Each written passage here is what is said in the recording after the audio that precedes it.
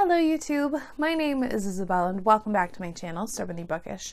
Today I'm going to be doing a spoiler-free review for The Gilded Wolves by Roshni Chokshi. This is the first book in a new trilogy. It's a alternate historical fantasy set in France around the late 19th century. In this world, magic is a thing, the ability, knowledge is held by these great houses. Before our novel begins, some of these houses have fallen for a myriad of reasons, and our main character, one of our main characters in here, is determined to essentially reclaim his inheritance. He's been denied the power of his house, and he is offered the opportunity to kind of get some revenge. That's kind of a terrible synopsis. I'm sorry.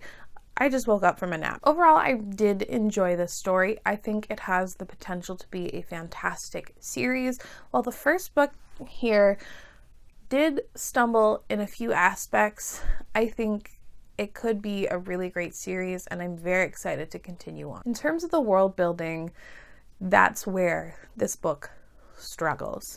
It's very difficult to describe the world and the magic in here because the world and the magic is not properly addressed, in my opinion. We know that people can have the ability to have certain types of magic, but that's never really properly explored other than like one character in here. The magical houses and the histories, I think, were dealt with better, but still not like great. And frankly, this is actually pretty convoluted at times. Like, a lot of information is thrown at you in the very beginning, so it's kind of hard to get your bearings. That honestly might be one of the reasons why I was a little confused in terms of the world, because just so much information is thrown at you and not all of it sticks. I do think, however, that the characters absolutely make up for the lacking world. This series has the perspective of at least 4 of the characters. It's a large group of characters all working together with this heist with their own motivations.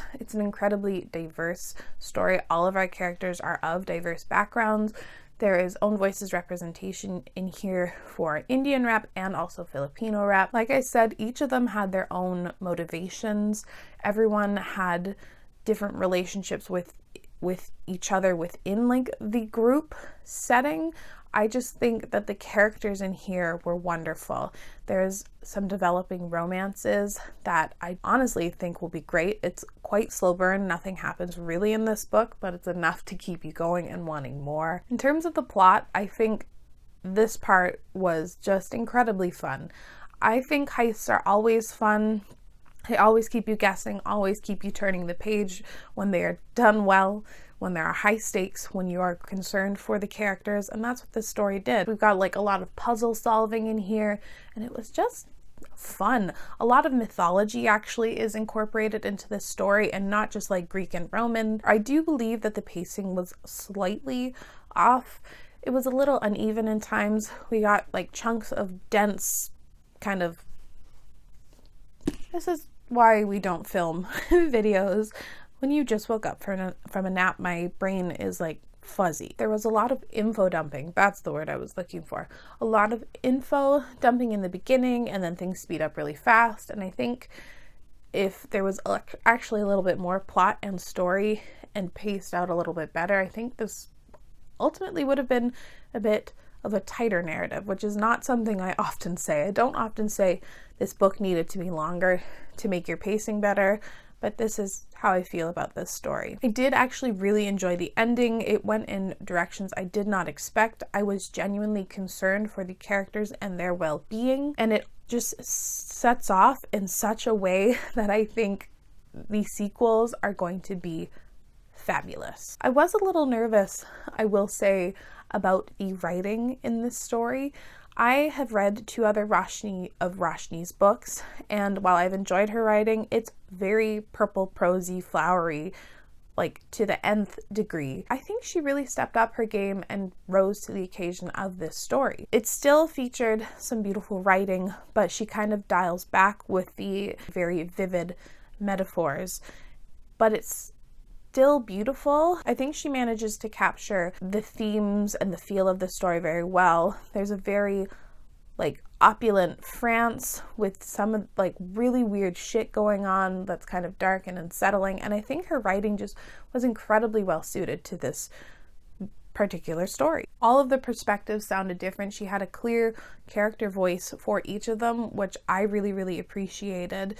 Sometimes with multiple perspective books, characters' voices kind of blur together, but these were very distinct and vivid and well done. All in all, I think this book was a very decent entry into a series. This book was far from perfect. The world building was incredibly lacking. So I ended up giving this 3.75 out of 5 stars. Specific, I know, but it has the potential, and I'm very interested to read the sequel, which is now bugging me because I thought I picked this up at the perfect time. I read this in November, thinking the sequel was coming out in February. Release date has been pushed back to about October, November of 2020, and here I am kicking myself. Let me know down in the comments below if you've read The Gilded Wolves, and while you're there, maybe recommend a couple more heist books if you have any of them, because I'm discovering more and more that I love heist stories, and they're just fun. But as always, thank you so much for watching. I really appreciate it, and I'll see you again very soon. Bye!